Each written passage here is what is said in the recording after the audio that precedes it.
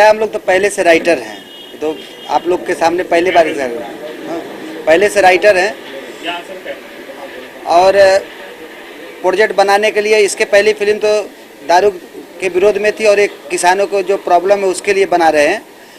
इस फिल्म को भी बनाने के लिए बड़ा मशक्क़त करना पड़ा और करते करते जो है 2-4 दोस्त अगल बगल में जो खड़े हैं प्रेजेंट टाइम में, ये लोग बोले भैया चालू करो, आप लोग राइटिंग का काम चालू करो। तो हम तो एक्चुअली राइटर हैं, राइटर बनकर काम चालू किए।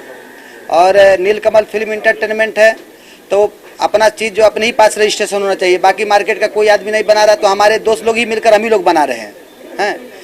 और इस गाने का तात्पर्य यही है कि ध्यान से सुन लो हमारी बात, चलना है तो चलो हमारे साथ। मतलब जिसके पास नहीं, आपके पास टाइम है तो मत चलो, बाकी हमको रोको नहीं।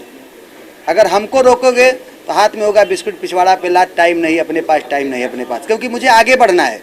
क्योंकि हम लोग किसान के बेटे, हकीकत में किसान के ही बेटे हैं, हमारी जड़ें गांव से हैं।